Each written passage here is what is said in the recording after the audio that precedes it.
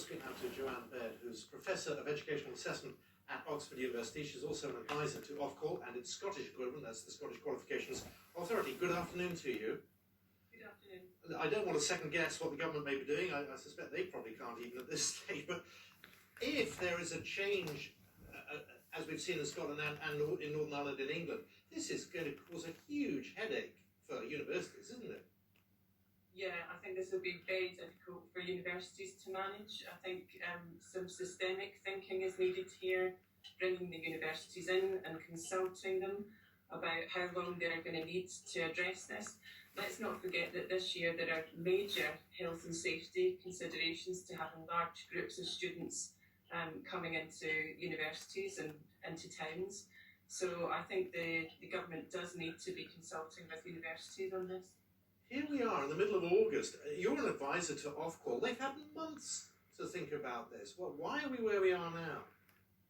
I think you have to remember that normally a new exam system would take years to develop, consult on, evaluate. In fact, some countries take over a decade to change exam systems, but Ofqual have been charged with constructing something that they've managed to roll out in a number of months. So really that's quite an achievement. Well, and yet we're in this utter chaos. So the chaos is about the reaction to the results, which haven't carried public confidence. Now, it was known in advance that some of these results would be unfair, so it does need to be accompanied by an appeals process so that individuals can challenge with evidence the results that they've been given on the basis of a statistical model. One gets the impression that behind the scenes somewhere there's been an almighty row. You've got Ofqual putting out a press release, then they withdraw it. We've not heard from anybody in government at all about this morning. What's your assessment as to what is going on behind the scenes? Well, policy is always murky. I don't have any behind-the-scenes insight to give you on this.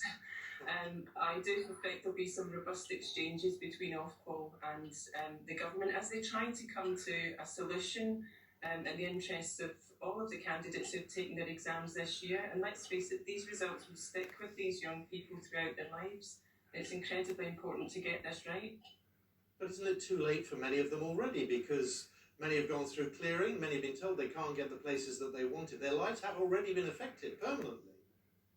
Well, that's the question. Do we stick with where we are in terms of university entrance, or is this a radical year in which many things have to shift because of the effect of the virus? So it might well be that the government have to, A, remove the cap on student entry into university, which they had placed this year, and look again at when universities can take decisions. Could they allow students to come later, and so on? There's a number of ways out of this that would actually help this year's students. Well, that's great to hear, but the question really is how on earth did we get into this? So the Secretary of State decided that he wanted a system which didn't allow increases in results, or not such a large proportion of increases in results compared with previous years. Now that's a decision about grade inflation. What he was trying to do there, I suspect, is carry public confidence in the grades from this year. We do know that if we have teacher assessment, we know this empirically from previous years and from other countries, that we would have an increase in the results. And that is what we see in the centre assessed grades.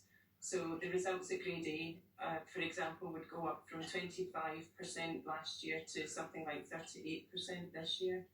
So the question now for the government is whether they can stomach some grade inflation for 1 year against the injustices that students feel have resulted from the statistical model that's been used.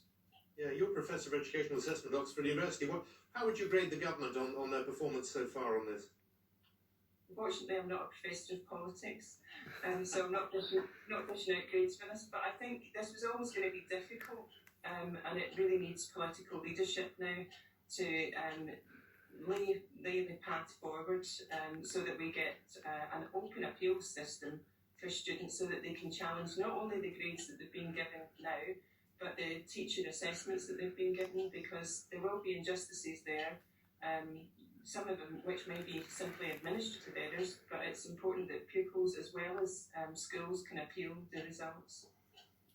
Okay, well, it's very good to talk to you, Professor Joan Baird. Thank you very much for your time this afternoon.